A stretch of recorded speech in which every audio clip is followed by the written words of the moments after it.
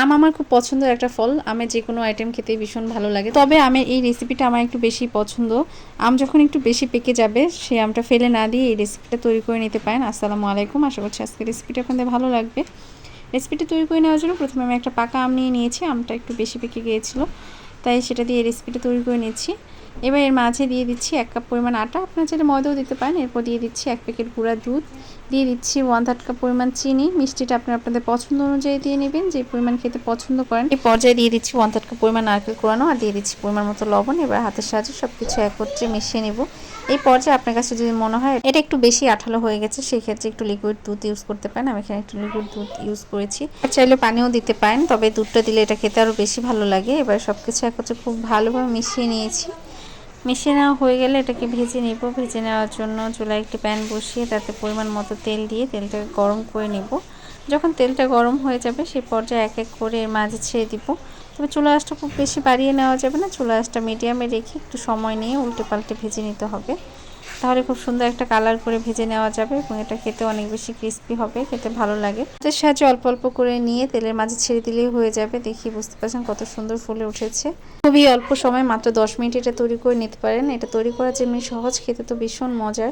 বাড়ির ছোট থেকে বড় সবাই খুব পছন্দ করবে। ভিডিওর এই পর্যায়ে আমি আপনাদের সাথে আমার খুবই খুশির একটা বিষয় শেয়ার করতে চাই। সেটা হচ্ছে টিকটকে আমার 100K মানে 1 লাখ ফলোয়ার ডান হয়ে গেছে এবং 1 মিলিয়ন লাইকও ডান হয়ে গেছে। এই সব কিছুই সম্ভব হয়েছে আপনাদের জন্য। আপনার পাশে না থাকলে আমি কোনোদিনও এত দূর পর্যন্ত আসতে পারতাম না। তবে এর পাশাপাশি আমার একটা কষ্টের বিষয় আছে, সেটা হচ্ছে আমি ফেসবুক পেজটা ওপেন করেছিলাম টিকটকেরও 1 বছর আগে। সেখানে আমার মাত্র 6000 ফলোয়ার। টিকটকে যে ভিডিওগুলো ছাড়ি ঠিক ওই ভিডিওগুলোই কিন্তু আমি ফেসবুক পেজে ছাড়ি, কিন্তু ওইখানে কোনো রিচ নেই, কোনো ভিউ নেই।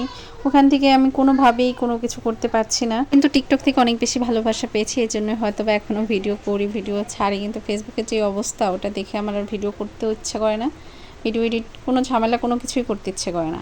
একদমই ভিউ হয় না, না ফলোয়ার বাড়েন, কোনো কিছুতেই কিছু হচ্ছে না। ধৈর্যের ফল নাকি মিষ্টি হয়, তাই দেখি ধৈর্য করে কাজ করে যাচ্ছি, কি হয় ভবিষ্যতে। টিকটক নিয়ে অনেকে অনেক ধরনের মন্তব্য করে থাকেন, তবে আমার কাছে মনে হয় টিকটকে যদি আপনি ভালোভাবে কাজ করতে পারেন তাহলে অনেক বেশি প্রশংসা কিংবা ভালোবাসা এখান থেকে পাওয়া যায়। এখানে মানুষ ভালোটাকে ভালোভাবেই মূল্যায়ন করে আর খারাপটাকে খারাপভাবেই করে।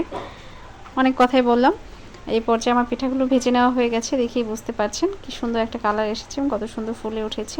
এবার এগুলোকে তেল ছড়িয়ে তুলে নিয়ে দ্বিতীয় পেজটাকে আমি এই একই পদ্ধতিতে ভেজে নিচ্ছি। ভেজে নেওয়া হয়ে গেলে একটি সার্ভিং প্লেটে সার্ভ করে নিচ্ছি। আশা করছি আমার আজকের রেসিপিটি আপনাদের ভালো লেগেছে। যদি ভালো লাগে অবশ্যই লাইক কমেন্ট শেয়ার করবেন।